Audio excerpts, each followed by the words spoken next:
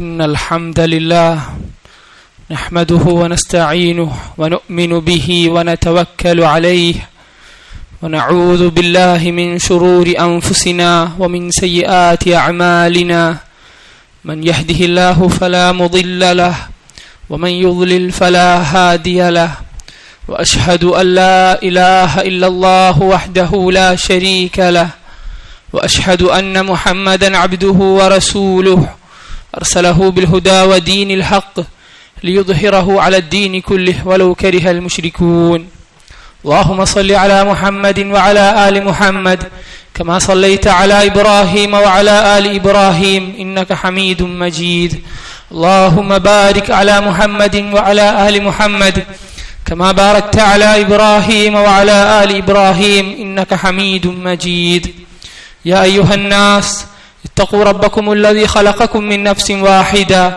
وخلق منها زوجها وبث منهما رجالا كثيرا ونساء واتقوا الله الذي تساءلون به والأرحام إن الله كان عليكم رقيبا يا أيها الذين آمنوا اتقوا الله حق تقاته ولا تموتن إلا وأنتم مسلمون يا أيها الذين آمنوا اتقوا الله وقولوا قولا سديدا يصلح لكم أعمالكم ويغفر لكم ذنوبكم ومن يطع الله ورسوله فقد فاز فوزا عظيما أما بعد فإن خير الحديث كتاب الله وخير الهدي هدي محمد صلى الله عليه وسلم وشر الأمور محدثاتها وكل محدثة بدعة وكل بدعة ضلالة وكل ضلالة في النار.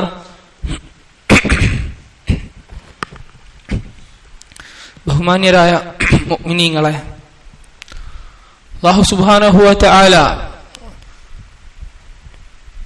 ജിബ്രീൽ അലൈഹിസ്സലാം മുഖേന നമ്മുടെ റസൂൽ വഴി നമ്മിലേക്ക് ഒരുപാട് കാര്യങ്ങൾ പ്രവർത്തിക്കാനായിട്ടും വർജിക്കാനായിട്ടും അറിയിച്ച കാര്യങ്ങൾ സത്യപ്പെടുത്താനായിട്ടും നമ്മെ ഏൽപ്പിച്ചിട്ടുണ്ട്.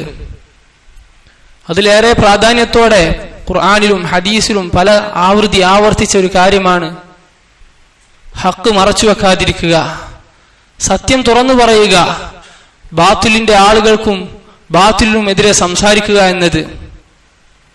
എന്നാൽ ഇന്നിതാ ചില ആളുകൾ മുസ്ലിങ്ങളുടെ ഐക്യമെന്നും പറഞ്ഞ്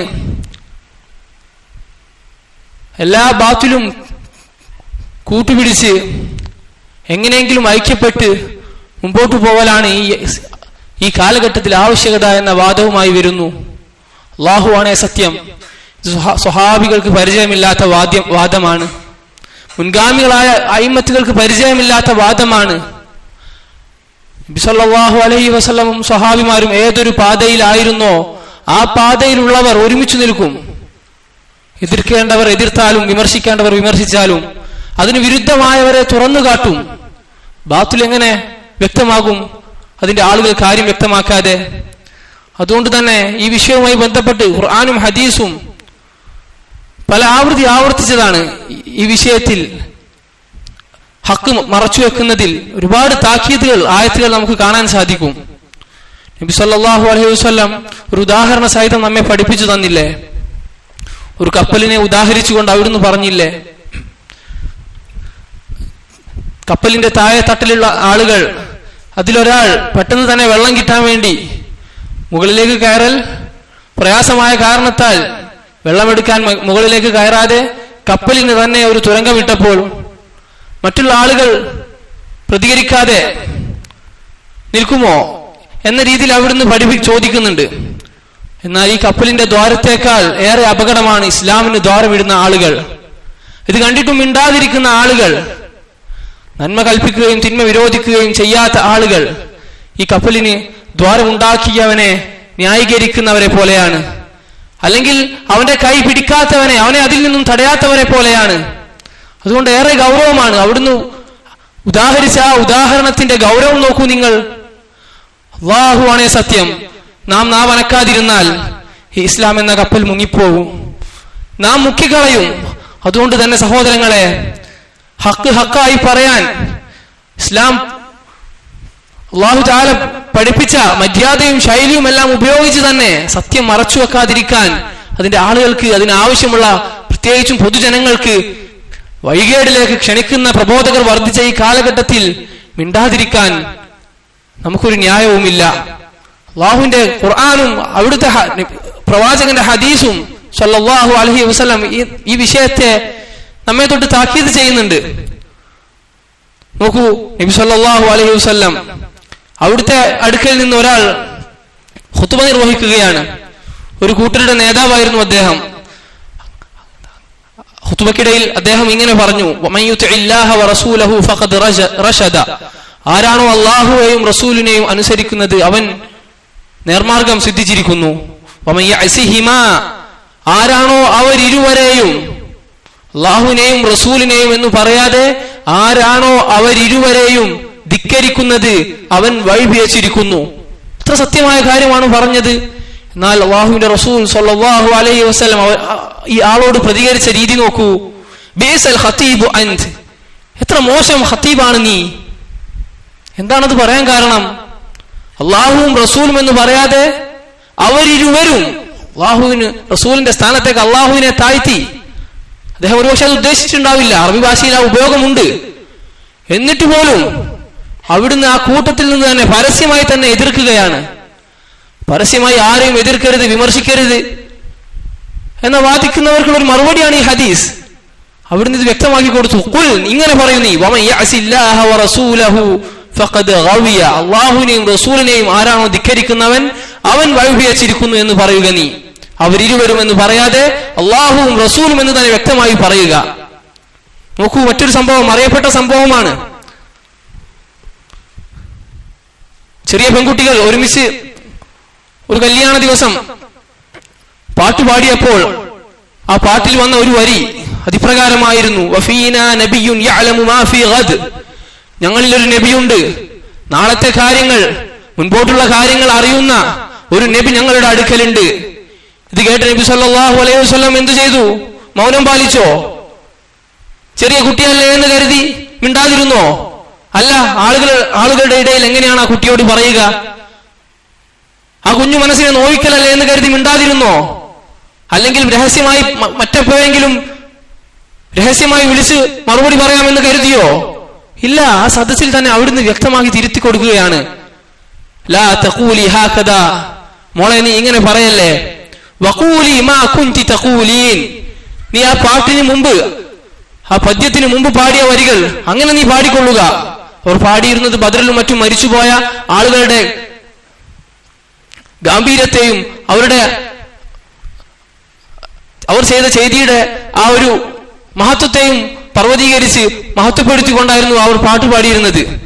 അത് നീ പാടിക്കൊള്ളുക. എന്നാൽ ഇപ്പൊ പറഞ്ഞ ഈ വാക്യമുണ്ടല്ലോ, ലാ തഖൂലി, നീ അത് പറയരുത്, അരുത് എന്ന് തന്നെയാണ് അവിടുന്ന് അവിടെ പ്രയോഗിച്ചത്.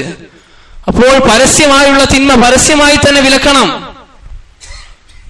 പരസ്യമായുള്ള തിന്മ പരസ്യമായി തന്നെ വിലക്കണം. അതിനുള്ള പാഠം ഈ രണ്ട് ഹദീസുകളും അറിയിക്കുന്നുണ്ട്. നോക്കൂ, നബി സല്ലല്ലാഹു അലൈഹി വസല്ലം അബി, എന്റെ ഉപ്പ എന്ന് വിശേഷിപ്പിച്ച ഇബ്രാഹിം അലൈഹിസ്സലാം, അദ്ദേഹത്തിന്റെ ഈ വിഷയത്തിലെ മാതൃക നോക്കൂ. അല്ലാഹു തആല ഖുർആനിലൂടെ നമ്മെ അറിയിച്ചു തന്നതല്ലേ. വഇദ് ഖാല ഇബ്രാഹിമു ലി അബീഹി ആസർ, ഇബ്രാഹിം അലൈഹിസ്സലാം തന്റെ ഉപ്പയായ ആസറിനോട് ഇപ്രകാരം പറഞ്ഞ സന്ദർഭം നീ ഓർക്കുക. നബി സല്ലല്ലാഹു അലൈഹി വസല്ലമയോട് ഓർക്കാൻ, അതുപോലെ തന്നെ അത് മറ്റുള്ളവർക്ക് പഠിപ്പിച്ചു കൊടുക്കാൻ വേണ്ടി ഓർമ്മപ്പെടുത്തുകയാണ്. എന്താണത്? അതത്തഖിദു അസ്നാമൻ ആലിഹ, വിമർശനത്തോടുകൂടി ഇബ്രാഹിം അലൈഹിസ്സലാം ചോദിക്കുകയാണ്. ആരോട്? ആസറിനോട്, തന്റെ ഉപ്പയോട്. സഹോദര, ആരോടാണ് ചോദിക്കുന്നത്? ആരെയാണ് വിമർശിക്കുന്നത്? ആർക്കാണ് സത്യം വ്യക്തമാക്കി കൊടുക്കുന്നത്? തന്റെ പിതാവിന്. ഏതൊരു മനുഷ്യനും ഏറ്റവും കൂടുതൽ ബഹുമാനം അർഹിക്കുന്നതോടൊപ്പം തന്നെ ഭയം ഉണ്ടാവുക തന്റെ പിതാവിനോടാണ്. തൊബിയത്തിൽ, മനുഷ്യന്റെ പ്രകൃതത്തിൽ തന്നെയുള്ള ഒരു ഭയമാണത്. എന്നിട്ട് പോലും ആ ഭയം അള്ളാഹുവിന്റെ കൽപ്പനയ്ക്ക് എതിരായപ്പോൾ ആ ഭയം മാറ്റിവെച്ച് സത്യം വ്യക്തമാക്കി കൊടുക്കുകയാണ്. ഉപ്പ, നിങ്ങൾ ഈ വിഗ്രഹങ്ങളെയാണോ ഇലാഹാക്കി സ്വീകരിക്കുന്നത്? പാപ്പാ, ഇന്നി അറാക വ ഖൗമക ഫീ ളലാലിൻ മുബീൻ, നിശ്ചയം നിങ്ങളും നിങ്ങളുടെ കൗമും വ്യക്തമായ വഴികേടിലാണ്. ഒരു തൃപ്തിപ്പെടുത്തുന്ന വർത്താനവുമില്ല അവിടെ. നമ്മുടെ നാട്ടിൽ പറഞ്ഞാൽ മുജാമലത്തുകൾ, സത്യം വ്യക്തമാക്കി കൊടുക്കാതെ അതിന്റെ അരികിലൂടെ മാത്രം തൊടാതെ രീതിയിലുള്ള സംസാരം അല്ല. വ്യക്തമാണ്, പറഞ്ഞ വാക്യം എത്ര വ്യക്തമാണ്. വാപ്പാക്ക് കൊടുക്കേണ്ട ബഹുമാനം നിലനിർത്തിക്കൊണ്ട് തന്നെ ഒരു മകൻ പറയുന്ന വർത്തമാനമാണിത്. ഇന്നി അറാക വഖൗമക ഫീ ളലാലിൻ മുബീൻ. വാപ്പ, നിങ്ങളും നിങ്ങളുടെ കൂട്ടരും വ്യക്തമായ വൈകേടിലാണ് വാപ്പ എന്ന കാര്യം. നോക്കൂ സൂറത്ത് മറിയമിൽ ഇതിന്റെ ബാക്കി സംഭാഷണം. അദ്ദേഹം മര്യാദ കൈവിടാതെ ഇതിന്റെ ബാക്കി സംഭാഷണം സംസാരിക്കുന്നുണ്ട്. അല്ലാഹു തആല പറഞ്ഞു, വദ്കുർ ഫിൽ കിതാബി ഇബ്രാഹിം.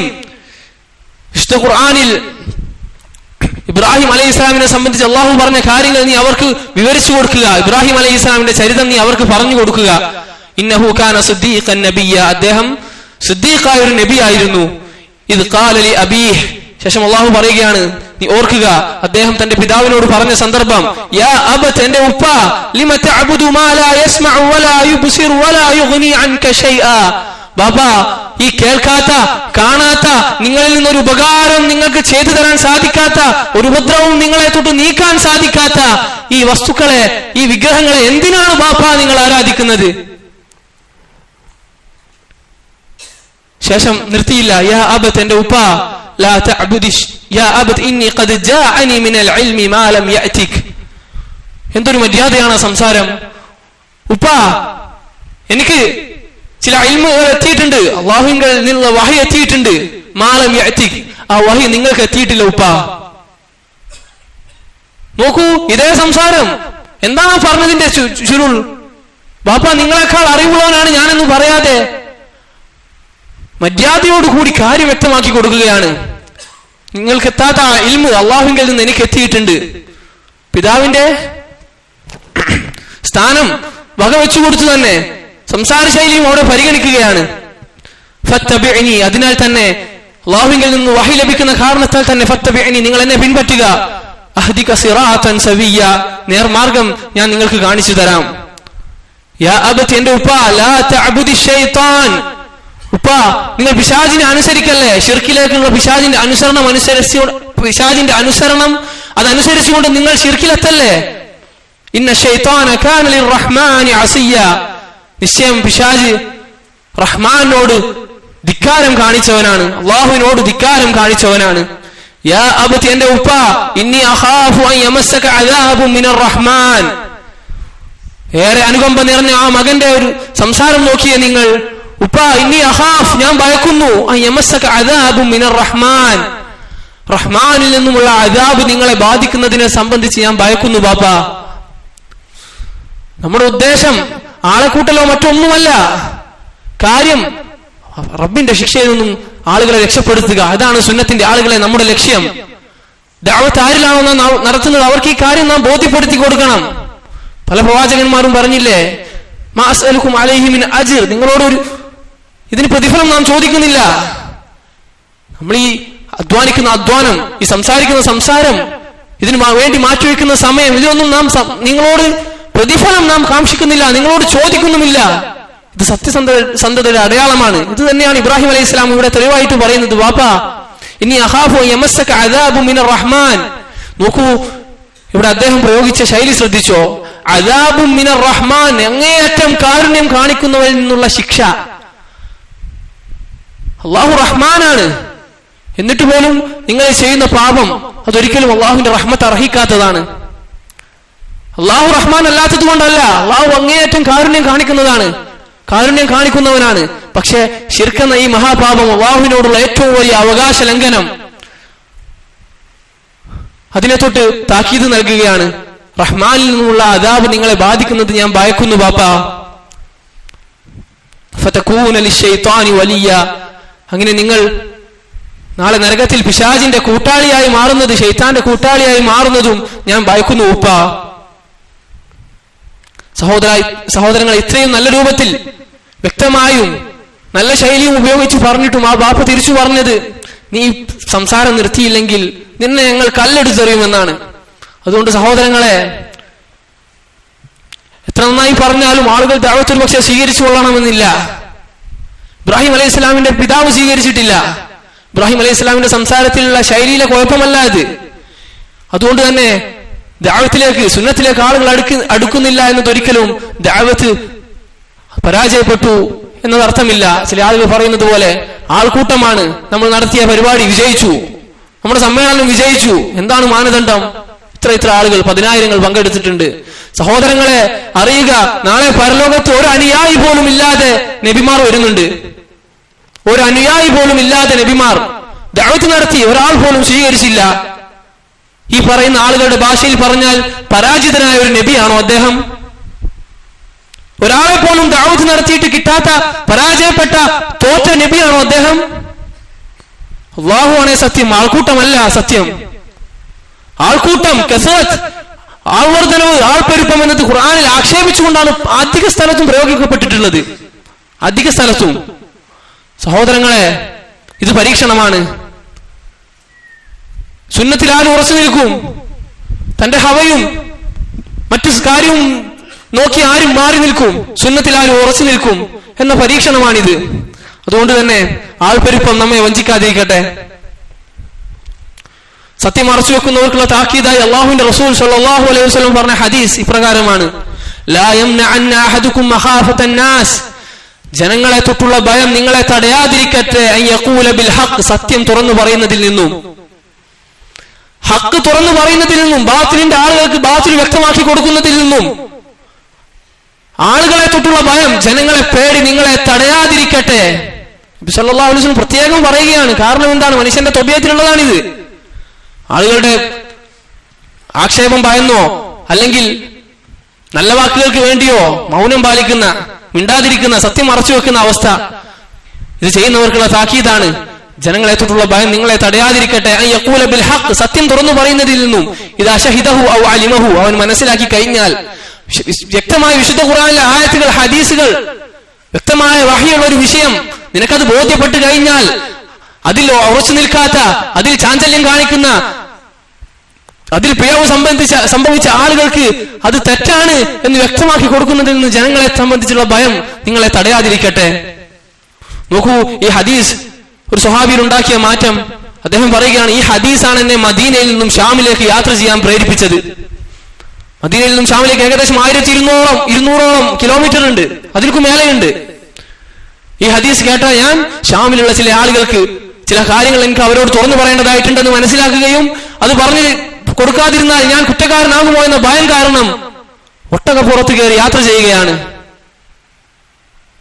അന്നത്തെ കാലത്തുള്ള യാത്ര എത്ര പ്രയാസം സഹിച്ചതാണെന്ന് നമുക്കറിയാം. എന്താണ് പ്രേരകം? ഈ ഒറ്റ ഹദീസാണ്. സഹോദരങ്ങളെ, ഇന്ന് നമുക്ക് യാത്രയുടെ ആവശ്യമില്ല. സത്യം, ഹക്ക് പ്രചരിപ്പിക്കാൻ, ഹക്കിലേക്ക് ആളുകളെ ക്ഷണിക്കാൻ, അതിൽ പോരായ്മ വരുത്തിയവർക്ക്, അതിൽ വഴികേടിലായവർക്ക് വഴി കാണിച്ചു കൊടുക്കാൻ ഇന്നത്തെ കാലത്തെ മാധ്യമങ്ങൾ, നമ്മുടെ കയ്യിലുള്ള ഫോൺ, ഇത് ധാരാളമാണ്.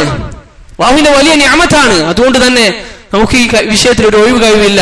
മനസ്സിലാക്കിയ ഹക്കുകൾ, വ്യക്തമായ ഇൽമുള്ള വിഷയങ്ങൾ, അറിയാത്ത ഊഹാപോഹത്തിന്റെ അടിസ്ഥാനത്തിൽ ആളുകളെ പേച്ചവനാക്കാനല്ല പറയുന്നത്. ഏവർക്കും അറിയുന്ന തന്റെ കുടുംബക്കാരിലെ മറ്റും വിഷയങ്ങൾ, വ്യക്തമായ ശറയിലെ വസ്ത്രം ധരിക്കാത്ത ആളുകൾ നമ്മുടെ ചുറ്റുമില്ലേ, നമ്മുടെ വീട്ടിലില്ലേ? അതുപോലെ തന്നെ മഅറൂഫായി അറിയപ്പെട്ട ഇസ്ലാമിന്റെ ചിഹ്നങ്ങൾ, അതിൽ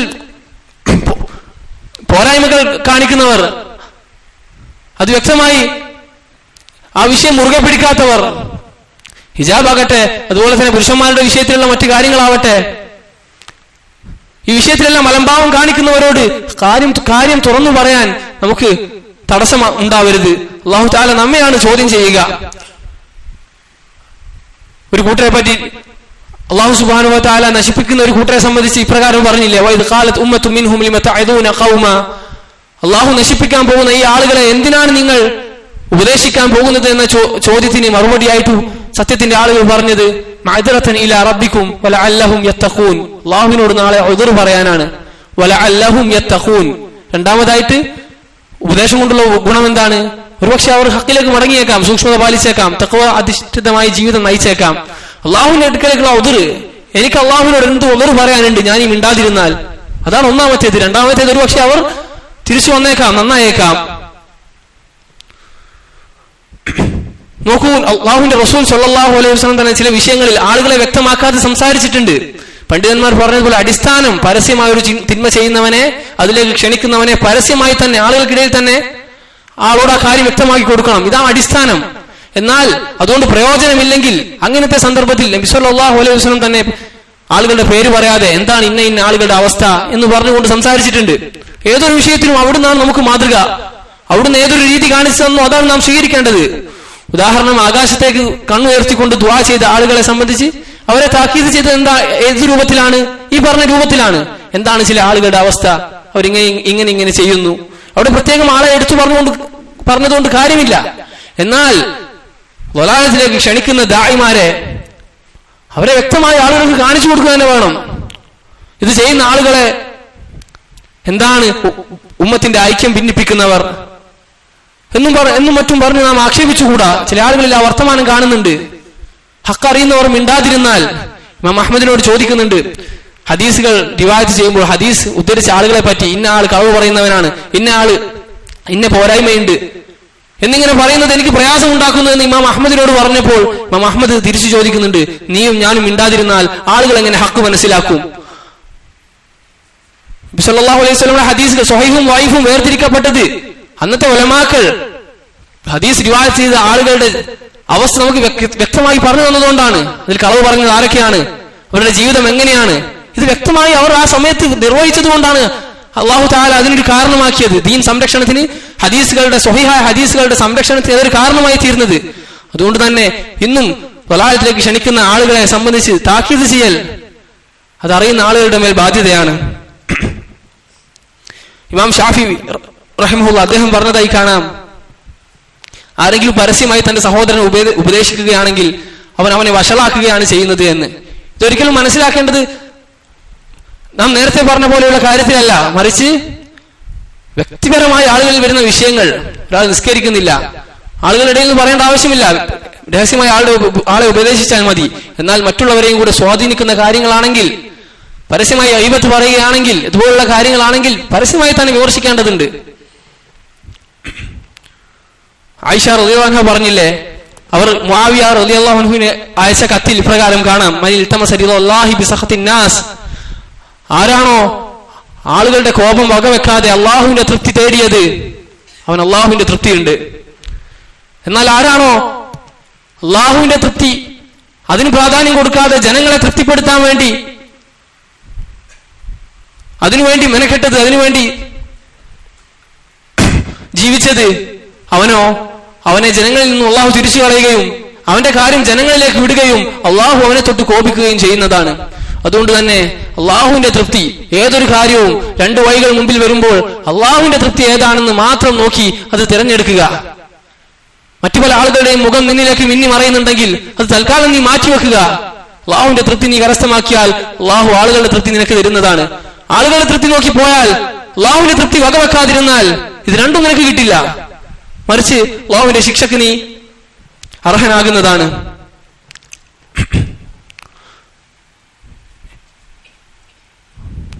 അല്ലാഹു സുബ്ഹാനഹു വ തആല ഹക്ക് വ്യക്തമായി പറയാനും അത് മറച്ചു വെക്കാതിരിക്കാനുള്ള തൗഫീഖ് നമുക്ക് ഏവർക്കും നൽകുമാറാവട്ടെ.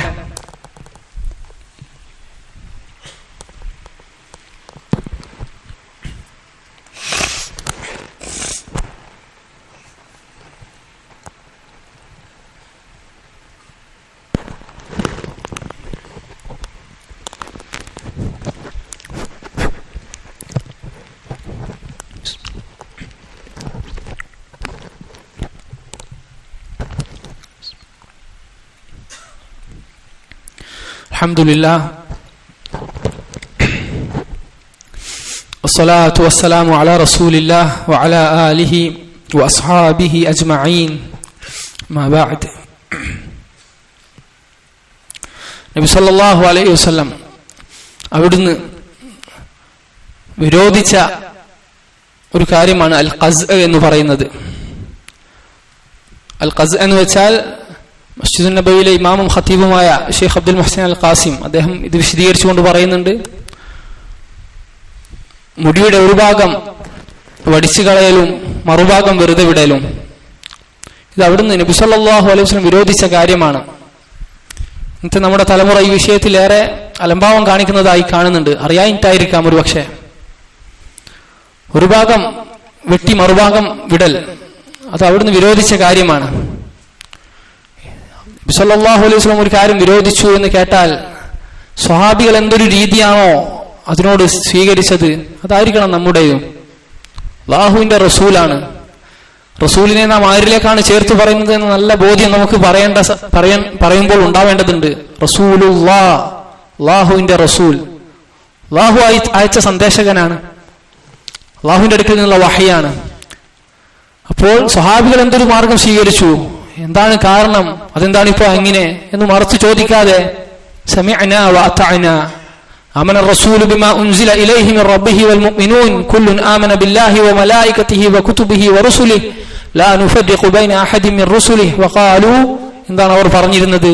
സമിഅനാ വഅതഅനാ, കേട്ടു അനുസരിച്ചു. കാരണം വ്യക്തമായാലും ഇല്ലെങ്കിലും അതുപോലെ തന്നെ ഒരു കാര്യം കൽപ്പിച്ചാൽ ഇത് സുന്നത്താണോ അതോ വാജിബാണോ എന്ന് അവർ മറച്ചു ചോദിക്കാറുണ്ടായിരുന്നില്ല സ്വഹാബികൾ. ഇത്രയും അത്യാവശ്യമുള്ള ഘട്ടങ്ങളിൽ ആ വ്യത്യാസം മനസ്സിലാവേണ്ട അവസ്ഥയിൽ ചില സന്ദർഭങ്ങളിൽ ചോദിച്ചതായി കാണാം. അതല്ലാതെ അവരുടെ സ്വഭാവമേ അല്ലായിരുന്നു ഇത്. നോക്കൂ, ഖിബ്ല മാറ്റം അത് വലിയൊരു പരീക്ഷണമായിരുന്നു മുസ്ലിമീങ്ങൾക്ക്. അല്ലാഹു പറഞ്ഞില്ലേ, സയഖൂലു സുഫഹാഉ മിനൻ നാസി മാ വല്ലാഹും അൻ ഖിബ്ലതിഹിം അല്ലതി കാനൂ അലൈഹാ.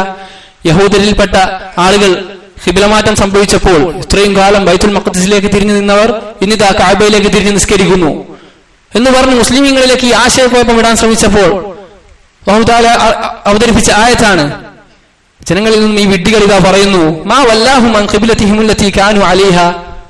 അവർ ആദ്യമായിരുന്ന മസ്ജിദുൽ അഖ്സയിലേക്ക് ബൈത്തുൽ മഖ്ദിസിലേക്ക് തിരിഞ്ഞ് നിസ്കരിക്കുന്നതിൽ നിന്നും എന്താണ് അവരെ തിരിച്ചു കളഞ്ഞത്? അവരോട് നീ പറഞ്ഞു കൊടുക്കുക, ഖുൽ ലില്ലാഹിൽ മശ്രിഖു വൽ മഗ്രിബ്, മശ്രിഖും മഗ്രിബും അല്ലാഹുവിന്റേതാണ്, കിഴക്കും പടിഞ്ഞാറും അതിന്റെ ഉടമസ്ഥത അല്ലാഹുവിനാണ്. അല്ലാഹു ഉദ്ദേശിക്കുന്നിടത്തേക്ക് തിരിഞ്ഞ് നിസ്കരിക്കാൻ അല്ലാഹു കൽപ്പിക്കും. ശേഷമുള്ള ആയത്തുകൾ ഇത് കാര്യം വ്യക്തമാക്കുന്നുണ്ട്. ഇതൊരു പരീക്ഷണമായിരുന്നു, നെല്ലും പതിരും വേർതിരിക്കാൻ, യഥാർത്ഥ മുഅ്മിനീങ്ങളെയും അല്ലാത്തവരെയും വേർതിരിച്ച് മനസ്സിലാക്കാൻ അള്ളാഹുവിന്റെ ഒരു പരീക്ഷണമായിരുന്നു. എന്തിനു വേണ്ടി? റസൂലിനെ ആരാണ് യഥാർത്ഥത്തിൽ കൃത്യമായി ഇത്തിബാ ചെയ്യുന്നത്, പിന്തുടരുന്നത് എന്നറിയാനുള്ള പരീക്ഷണം. അതുകൊണ്ട് അള്ളാഹു അടിയാന്മാരെ ഉദ്ദേശിക്കുന്ന രൂപത്തിൽ പരീക്ഷിക്കുന്നതാണ്. അള്ളാഹുവിന്റെ കൽപ്പനക്കാണോ അവന്റെ ബുദ്ധിക്കാണോ അതല്ല മറ്റു കാര്യത്തിനാണോ അവൻ മുൻഗണന നൽകുന്നത് എന്ന പരീക്ഷണം. ഈ പരീക്ഷണത്തിൽ തോറ്റുപോകുന്ന പല ആളുകളെയും നമുക്ക് കാണാൻ സാധിക്കും. ചില കാര്യങ്ങൾ പരീക്ഷണമാണെന്ന് മനുഷ്യന് മനസ്സിലാകും, എന്നാൽ ഇങ്ങനെയുള്ള ചില കാര്യങ്ങൾ അത് വിശുദ്ധ ഖുർആൻ ആവർത്തി ഓതുന്നതിലൂടെ മനസ്സിലാവുകയുള്ളൂ, ഖുർആൻ ഉറ്റാലോചിക്കുന്നതിലൂടെ മനസ്സിലാവുകയുള്ളൂ. നോക്കൂ, തൊട്ടു ശേഷമുള്ള ആയത്തിൽ അല്ലാഹു പറയുന്നത്, വമാ ജഅൽന ഖിബ്ലതല്ലതി കുൻത അലൈഹാ ഇല്ലാ ലിനഅലമ മൻ യത്തബിഉ റസൂല മിമ്മൻ യൻഖലിബു അലാ അഖിബൈഹി. നീ മുമ്പ് തിരിഞ്ഞിരുന്ന ബൈത്തുൽ മഖ്ദിസ്, അവിടെ നിന്നും ഇങ്ങോട്ട് ഈ ഖിബ്ലമാറ്റം നാം നടത്തിയത് എന്തിനു വേണ്ടിയാണ്? ലിനഅലമ മൻ യത്തബിഉ റസൂൽ. അല്ലാഹു പറയുകയാണ്, ലിനഅലമ മൻ യത്തബിഉ റസൂൽ, അല്ലാഹുവിന്റെ റസൂലിനെ പിൻപറ്റുന്നത് ആരാണെന്ന് അറിയാൻ വേണ്ടിയായിരുന്നു ഈ പരീക്ഷണം, അല്ലാഹുവിന്റെ ഈ ഒരു കൽപ്പന. മിമ്മൻ യൻഖലിബു അലാ അഖിബൈഹി വഇൻ കാനത് ലകബീറതൻ ഇല്ലാ അലൽ ലദീന ഹദല്ലാഹ്. അല്ലാഹു ഹിദായത്ത് കൊടുക്കാത്തവർക്ക്, നമ്മൾ ഇത്രയും കാലം ഇങ്ങോട്ട് തിരിഞ്ഞ് നിസ്കരിച്ച നിസ്കാരമൊക്കെ ബാത്തിലായോ, ഇതുപോലുള്ള വസ്വാസുകൾ അവരെ ബാധിച്ചിരുന്നു. അപ്പോൾ ഇതിൽ നിന്നും അള്ളാഹുവിന്റെ റസൂലിനെ പൂർണ്ണമായി ഇത്തിബാ ചെയ്തവർ അവർക്കിത് എളുപ്പമാണ്. അതല്ലാത്തവർക്കോ വഇൻ കാനത് ലകബീറ, നിശ്ചയം ഇത് ഏറെ വലിയൊരു കാര്യമാണ്, വലിയ പ്രയാസം വമിക്കുന്ന കാര്യമാണ്, പ്രയാസം ഉളവാക്കുന്ന കാര്യമാണ്. അള്ളാഹു ഹിദായത്ത് ചെയ്തവർക്കൊഴികെ. വമാ കാന അല്ലാഹു ലിയുളീഅ ഈമാനക്കും, അള്ളാഹു നിങ്ങളുടെ ഈമാൻ അത് വെറുതെയാക്കില്ല. അതിനു മുമ്പ് നിസ്കരിച്ച നിസ്കാരങ്ങൾ അത് അള്ളാഹു വെറുതെയാക്കില്ല, മറിച്ച് അള്ളാഹു ഒരു പരീക്ഷണമാണ് ഇതിലൂടെ ഉദ്ദേശിച്ചത്. അതുകൊണ്ട് തന്നെ ഏതൊരു കാര്യമാകട്ടെ അള്ളാഹുവിന്റെ റസൂൽ കൽപ്പിച്ചു എന്ന് കേട്ടാൽ മുഅ്മിനീങ്ങളെ കേട്ടു, അനുസരിച്ചു. ഇതായിരിക്കണം നമ്മുടെ രീതി. എന്നാൽ സുന്നത്തിന് വിരുദ്ധമായ സംസാരവുമായി വരുന്ന ആളുകൾ, അവരുടെ ബുദ്ധിക്ക് പ്രാധാന്യം നൽകുന്ന ആളുകൾ നമ്മുടെ നാട്ടിലുണ്ട്. അവരുണ്ടാക്കിയ സ്വാധീനമാണ് ഇന്നത്തെ മുസ്ലിം മക്കൾ അവരുടെ ബുദ്ധിക്ക് പ്രാധാന്യം കൊടുത്ത് ഹദീസുകൾക്ക് മേൽ സംസാരിക്കാൻ തുടങ്ങി എന്നത്. അതുകൊണ്ട് തന്നെ ഹദീസ് സംരക്ഷിക്കപ്പെട്ടതാണ് എന്ന ബോധ്യം നമുക്ക് കൃത്യമായി വേണം. ചില ആളുകൾ ഈ വിഷയത്തിൽ സംശയത്തിലാണ്, സാധാരണക്കാരായ സുന്നത്തിനെ സ്നേഹിക്കുന്ന ആളുകളാണ്, എന്നാലും ഖുർആന്റെ കാര്യം ഓക്കെ, പക്ഷെ ഹദീസിന്റെ കാര്യത്തിൽ എന്നാലും ഇല്ല സഹോദരങ്ങളെ, ഒരു എന്നാലും ഇല്ല. അള്ളാഹുവിന്റെ വാക്കാണ്, എന്റെ വാക്കല്ല. ഈ ദീൻ സംരക്ഷിക്കാമെന്നത് അള്ളാഹു ഏറ്റെടുത്ത കാര്യമാണ്. ഇന്നാ നഹ്നു നസ്സൽന ദിക്റ വ ഇന്നാ ലഹു ലഹാഫിളൂൻ, ഈ ദിക്ർ നാമാണ് അവതരിപ്പിച്ചത്, വ ഇന്നാ ലഹു ലഹാഫിളൂൻ, നാം തന്നെ ഇത് സംരക്ഷിക്കുന്നതാണ്. അല്ലാഹുവിന്റെ വാക്കാണ്. ഹദീസ് സംരക്ഷണത്തിന് വേണ്ടി അല്ലാഹു സുബ്ഹാനഹു വ തആല നിയോഗിച്ച ഇമാമുമാർ ഓരോ കാലഘട്ടത്തിലും നാം നേരത്തെ പറഞ്ഞതുപോലെ ഇമാം അഹ്മദിനെ പോലെ, അലി ഇബ്നു മദീനിയെ പോലെ, യഹ്യ ഇബ്നു മഈനെ പോലെ, ശുഅബയെ പോലെ, യഹ്യ ഇബ്നു സഈദ് അൽ ഖത്താനെ പോലെ ഓരോ കാലഘട്ടത്തിലും വ്യത്യസ്ത ഇമാമുമാർ ഹദീസിന്റെ വിഷയത്തിൽ. നോക്കൂ, ചില ഉദാഹരണങ്ങൾ നിങ്ങളുടെ കൽബിന് തൃപ്തി ലഭിക്കാൻ വേണ്ടി ഞാൻ പറയാം. ഈ മുഹദ്ദിസീങ്ങളിൽ തന്റെ പിതാവിനെ സംബന്ധിച്ച് എന്റെ ഉപ്പയുടെ അടുക്കൽ നിന്നും ഹദീസുകൾ നിങ്ങൾ സ്വീകരിക്കരുത് എന്ന് പറഞ്ഞ ഇമാമുമാരുണ്ട്. ഇത് കേട്ടപ്പോൾ ആളുകൾ പറഞ്ഞു, സ്വന്തം ഉപ്പാക്കെതിരെ സംസാരിക്കല്ലേ, ഉപ്പായുടെ ഹദീസ് സ്വീകരിക്കരുതെന്ന് പറഞ്ഞാൽ ഒരുപക്ഷെ അള്ളാഹു വിലക്കിയ ഉഖൂഖുൽ വാലിദൈൻ, മാതാപിതാക്കളെ ഉപദ്രവിക്കൽ, പ്രയാസപ്പെടുത്തൽ, ഒരുപക്ഷെ ഇത് അതിൽ വന്നു പോയേക്കാം. എന്താണ് നിങ്ങൾ ഇങ്ങനെ പറയുന്നത് എന്ന് ചോദിച്ചപ്പോൾ ആ മുഹദ്ദിസായ അദ്ദേഹം തിരിച്ചു പറയുന്നുണ്ട്, ഇത് അള്ളാഹുവിന്റെ ദീനാണ്, എന്റെ ഉപ്പ വഈഫാണ്. വഈഫ് എന്നതിന് പല അർത്ഥങ്ങളുണ്ട്. ദീനിൽ പോരായ്മയുള്ള ആളുകളാണെങ്കിൽ ഹദീസ് സ്വീകരിക്കില്ല. വൻപാപങ്ങൾ ചെയ്ത് തൗബ ചെയ്യാതെ നടക്കുന്ന ആളാണെങ്കിൽ ഹദീസുകൾ സ്വീകരിക്കില്ല. ചെറുപാപങ്ങൾ നിരന്തരമായി ചെയ്യുന്ന ആളാണെങ്കിൽ ആളുടെ ഹദീസ് സ്വീകരിക്കില്ല. എത്രത്തോളം നാം കേട്ടതാണ്, ഒരു മുഹദ്ദിസ് ഹദീസ് സ്വീകരിക്കാൻ വേണ്ടി പോയപ്പോൾ ഒരാടിന് ഇല കൊടുത്തുകൊണ്ട്, എന്നാൽ കൊടുക്കാതെ തന്റെ കാര്യം നടക്കാൻ വേണ്ടി അതിനെ തെളിച്ചുകൊണ്ട് പോകുന്ന ആളെ കണ്ടപ്പോൾ ആളുടെ അടുക്കൽ നിന്നും ഹദീസ് സ്വീകരിക്കാതെ തിരിച്ചു നടന്നത്. അപ്പോൾ അതുപോലെ തന്നെ മറ്റൊരു വിഷയമാണ്, മനപ്പാടശേഷി കുറവുള്ള ആളുകളാണെങ്കിൽ അവരുടെ ഹദീസ് സ്വീകരിക്കില്ല. ഇദ്ദേഹം പറയുകയാണ്, എന്റെ ഉപ്പ വഈഫാണ്, ഇത് അള്ളാഹുവിന്റെ ദീനാണ്. ഖാല റസൂലുള്ളാഹ്, അള്ളാഹുവിന്റെ റസൂൽ പറഞ്ഞു എന്ന് പറഞ്ഞാൽ അത് അള്ളാഹുവിന്റെ നിന്നുള്ള വഹിയാണ്. ഈ ബോധ്യം അവരെ തന്റെ പിതാവിനെതിരെ സംസാരിക്കാൻ അവരെ പ്രേരിപ്പിച്ചിട്ടുണ്ട്. എന്തിനേറെ തന്റെ മക്കൾക്കെതിരെ സംസാരിച്ചവരുണ്ട്. എന്റെ മകന്റെ ഹദീസുകൾ നിങ്ങൾ എഴുതി വെക്കേണ്ട എന്ന് പറഞ്ഞവരുണ്ട്. എന്തിനേറെ തന്റെ സഹോദരനെ സംബന്ധിച്ച് അവൻ കളവ് പറയുന്നവനാണ്, ജീവിതത്തിൽ കളവ് പറയുന്നവനാണെങ്കിൽ പോലും അവന്റെ ഹദീസുകൾ സ്വീകരിക്കാറില്ലായിരുന്നു. നബി സല്ലല്ലാഹു അലൈഹി വസല്ലം പറഞ്ഞു എന്ന് പറഞ്ഞ് കളവ് പറയണ്ട, മറിച്ച് ജീവിതത്തിൽ കളവ് സംഭവിക്കുന്ന ആളുകളുടെ ഹദീസുകൾ പോലും അവനെ കദ്ദാബ്, കള്ളനെന്ന് ഹദീസുകൾ വിശേഷിപ്പിക്കാറുണ്ടായിരുന്നു. അതുകൊണ്ട് തന്നെ എന്റെ സഹോദരൻ കളവ് പറയുന്നവനാണ്, അവന്റെ ജീവിതത്തിൽ കളവ് സംസാരത്തിൽ വന്നിട്ടുണ്ട്, അതുകൊണ്ട് അവന്റെ ഹദീസ് നിങ്ങൾ സ്വീകരിക്കരുതെന്ന് പറഞ്ഞ സഹോദരനെ നമുക്ക് കാണാൻ സാധിക്കും. ഇങ്ങനെയെല്ലാം രീതിയിൽ ഈ അമാനത്ത് വ്യക്തമായി ബാധ്യതയോട് നിർവഹിച്ച മുൻഗാമികളാണ് നമ്മുടേത്. ഹദീസ് ക്രോഡീകരണം സ്വഹാബികളുടെ കാലം മുതൽ ഹദീസുകൾ രേഖപ്പെടുത്തിയിട്ടുണ്ട്.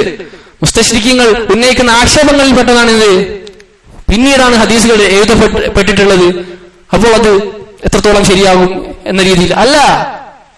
അബ്ദുല്ലാഹ് ബിൻ അംർ ഇബ്നുൽ ആസ് അദ്ദേഹത്തോട് നബി സല്ലല്ലാഹു അലൈഹി വസല്ലം പറഞ്ഞതായി കാണാം, ഉക്തുബ്, നീ എഴുതിക്കൊള്ളുക, ഇതിൽ നിന്ന് ഹക്കല്ലാതെ വരികയില്ല. എല്ലാം ഹദീസുകളും അദ്ദേഹം എഴുതുന്നു എന്ന് സഹാബികൾ പരാതി പറഞ്ഞപ്പോൾ നബി സല്ലല്ലാഹു അലൈഹി വസല്ലം പറഞ്ഞതാണ്, ഉക്തുബ്, നീ എഴുതിക്കൊള്ളുക, ഹക്കല്ലാതെ ഈ നാവിൽ നിന്നും വരില്ല. പല സ്വഹാബിമാർക്കും സ്വഹീഫകൾ ഉണ്ടായിരുന്നു, ഹദീസുകൾ രേഖപ്പെടുത്തിയിരുന്ന സ്വഹീഫകൾ. ഹദീസ് സംരക്ഷണം അന്ന് മുതലേ തുടങ്ങിയതാണ്. ഖുർആന്റെ വിശദീകരണം ഖുർആൻ മാത്രം മതി എന്ന് പറയുന്ന ആളുകൾ ഖുർആനോടുള്ള ഹുബ്ബ് കൊണ്ടല്ല അവർ പറയുന്നത്, മറിച്ച് അത് ആയുധമാക്കി ഹദീസ് തള്ളലാണ് അവരുടെ ഉദ്ദേശം. ഹദീസുകൾ തള്ളിക്കളഞ്ഞാൽ അവർക്ക് പല ഉപയോഗങ്ങളുമുണ്ട്. അവരുടെ പല വലാലത്തുകളും ആളുകളിലേക്ക് പ്രചരിക്കാൻ ഈ ഹദീസുകൾ തടസ്സമാണ്. മഹാനായ സ്വഹാബിയായ അബൂ ഹുറൈറ റളിയല്ലാഹു അൻഹു ഏറെ ഹദീസ് ഉദ്ധരിച്ച ആളാണ്. അദ്ദേഹം തടസ്സമാണ്. പല കാരണങ്ങൾ നികത്തി ഇവരെല്ലാം മോശം പറഞ്ഞ് കുറ്റം പറഞ്ഞ് ഹദീസുകളിൽ സ്വഹീഹായ ഹദീസുകളിൽ ഫുൾക്കുത്തുണ്ട് എന്ന് വരുത്തി തീർക്കുകയാണ് ഈ ഹദീസ് നിഷേധികൾ. അതുകൊണ്ട് തന്നെ ഇത് സത്യമല്ല. അള്ളാഹുവിന്റെ ദീൻ അള്ളാഹു സംരക്ഷിച്ചിട്ടുണ്ട്. അതിനായി നേരത്തെ പറഞ്ഞ പോലെ അമാനത്തോടുകൂടി നമ്മുടെ മുൻഗാമികൾ അത് നിർവഹിച്ചിട്ടുണ്ട്. അതിൽ എഴുതി സൂക്ഷിച്ചവരുണ്ട്, നേരെ മനഃപ്പാടമാക്കിയവരുണ്ട്. അബൂ ഹുറൈറ റളിയല്ലാഹു അൻഹു അദ്ദേഹം തന്റെ രാത്രിയുടെ 1/3 ഭാഗം ഹദീസുകൾ മനസ്സിൽ നിന്നും ഓർത്തെടുക്കാൻ വേണ്ടി മാത്രം ചെലവഴിച്ച ആളാണ്. അതുകൊണ്ട് അത് തന്നെയാണ് അദ്ദേഹത്തെ ഈ വിഷയത്തിൽ ഇമാമാക്കി തീർത്തത്, ഏറെ ഹദീസ് റിപ്പോർട്ട് ചെയ്തൊരു സ്വഹാബിയാക്കി തീർത്തത്. അപ്പോൾ അള്ളാഹുവിന്റെ റസൂലിന്റെ ഹദീസുകളുടെ കാര്യത്തിൽ അവരാരും മലംഭാവം കാണിച്ചിട്ടില്ല. സ്വഹീഹും ദഈഫും കള്ള ഹദീസുകൾ ഉണ്ടായിട്ടുണ്ട് എന്നത് ശരിയാണ്. ഇസ്ലാമിന് ശത്രുക്കൾ അത് ചെയ്തിട്ടുണ്ട്, ഇസ്ലാമിനെ ആക്ഷേപിക്കാൻ വേണ്ടി കള്ള ഹദീസുകൾ നിർമ്മിച്ചിട്ടുണ്ട്. എന്നാൽ അതെല്ലാം വേർതിരിക്കപ്പെട്ടിട്ടുണ്ട്. അള്ളാഹു നേരത്തെ പറഞ്ഞ പോലെ അള്ളാഹു ആ സംരക്ഷണം ഏറ്റെടുത്തു. അള്ളാഹു അതിന് സ്വീകരിച്ച കാരണക്കാർ നേരത്തെ പറഞ്ഞ ഇമാമിങ്ങളായിരുന്നു. അവർ അതിനു വേണ്ടി ത്യാഗം സഹിച്ചു, യാത്രകൾ നടത്തി. ഇമാം ബുഖാരി പണ്ടത്തെ റഷ്യയായ ബുഖാറയിൽ നിന്നും ഇന്നത്തെ ഉസ്ബെക്കിസ്ഥാനിൽ നിന്നും തന്റെ ഉമ്മയോടൊപ്പം മക്കയിലേക്ക് വരുന്നുണ്ട്. കൂടെ സഹോദരനും ഉണ്ടായിരുന്നു. തിരിച്ചു പോകാൻ നേരം ഉമ്മയോട് അനുവാദം ചോദിക്കുന്നുണ്ട്. ഉമ്മ, ഹദീസുകൾ പഠിക്കാൻ വേണ്ടി ഞാൻ ഇവിടെ നിൽക്കട്ടെ. ഹദീസുകൾ ക്രോഡീകരിക്കാൻ വേണ്ടി ഞാൻ ഇവിടെ നിൽക്കട്ടെ? എത്രാം വയസ്സിലാണ് അദ്ദേഹം ചോദിക്കുന്നതെന്ന് കേട്ടാൽ സഹോദരങ്ങളെ നാം ഞെട്ടും. 15-ാം വയസ്സിലാണ് ഹദീസിന് വേണ്ടി തന്റെ ജീവിതം മാറ്റിവെച്ച ഇമാം ബുഖാരി. ആ സ്ത്രീക്ക് ഭർത്താവ് പോലും ഇല്ലായിരുന്നു, യതീമായിട്ടായിരുന്നു ഇമാം ബുഖാരി വളർന്നത്. എന്നിട്ടും മകനെ ഈ ദീനിന്റെ ഈ ഹദീസുകളുടെ സംരക്ഷണത്തിന് വേണ്ടി ത്യജിക്കാൻ ആ ഉമ്മാക്കൊരു മടിയും ഉണ്ടായിരുന്നില്ല. ബാക്കിയുള്ള കൂടെയുള്ള ആ സഹോദരനുമായി ആ ഉമ്മ ബുഖാറയിലേക്ക് തിരിച്ചു പോവുകയാണ്. ഇങ്ങനെ ഒരുപാട് മുഹദ്ദിസുകൾ ഈ വിഷയത്തിൽ എടുത്ത ത്യാഗങ്ങൾ അത് വളരെ വലുതാണ്. അതുകൊണ്ട് തന്നെ ഹദീസുകൾ അതിനെതിരെ കഴിച്ച മാംസം പല്ലിൽ നിന്നും എടുത്തുകൊണ്ട് സംസാരിക്കുന്ന ആളുകൾ, അത് നിസ്സാരമാക്കുന്ന ആളുകൾ ഈ മഹാന്മാർ അനുഭവിച്ച ത്യാഗങ്ങളുടെ 100% പോലും അറിയാത്തവരാണ്. അല്ലെങ്കിൽ അറിഞ്ഞിട്ടും അവരുടെ ദുനിയാവിയായ പല കാര്യങ്ങൾക്കും തടസ്സമാകുന്ന കാരണത്താൽ മിണ്ടാതിരിക്കുന്നവരാണ്. അതുകൊണ്ട് എന്റെ പ്രിയപ്പെട്ടവരെ, ഹദീസുകൾ നിങ്ങൾ സംശയിക്കരുത്. വൈഫായ ഹദീസുകളുണ്ട്, പക്ഷേ അത് വേർതിരിക്കപ്പെട്ടിട്ടുണ്ട്. ഈ വ്യത്യാസം നിങ്ങൾ മനസ്സിലാക്കണം. പല ആളുകൾക്കും ഈ വിഷയത്തിൽ സംശയം ഉള്ളതായി അവരുടെ സംസാരത്തിൽ നിന്ന് മനസ്സിലായി. സുന്നത്തോട് ഇഷ്ടമുള്ള ആളുകളാണെങ്കിലും ഹദീസുകളല്ലേ എന്നൊരു ചോദ്യം പലരിലും വരുന്നുണ്ട്. അല്ല, അല്ലാഹുവിന്റെ വഹിയാണ്, അല്ലാഹുവിന്റെ റസൂലിന്റെ നാവിൽ നിന്ന് മുതിർന്ന വാക്കുകളാണ്, അല്ലാഹുവിന്റെ വഹിയാണ്, അല്ലാഹുവിന്റെ ദീനാണ്. അല്ലാഹു സുബ്ഹാനഹു വ തആല അവന്റെ ദീൻ ശരിയായി മനസ്സിലാക്കാനും അതിൽ ഉറച്ചു നിൽക്കാനും അത് എതിർത്ത് നിൽക്കുന്ന ആളുകളെ വ്യക്തമാക്കി കൊടുക്കാനും നമുക്ക് ഏവർക്കും തൗഫീഖ് നൽകുമാറാവട്ടെ. അല്ലാഹുമ്മ യാ മുഖല്ലിബൽ ഖുലൂബ് സബ്ബിത് ഖുലൂബനാ അലാ ദീനിക്. اللهم يا مصرف القلوب صرف قلوبنا على طاعتك. ربنا ظلمنا أنفسنا وإن لم تغفر لنا وترحمنا لنكونن من الخاسرين. وصلى الله وسلم وبارك على نبينا محمد والحمد لله رب العالمين.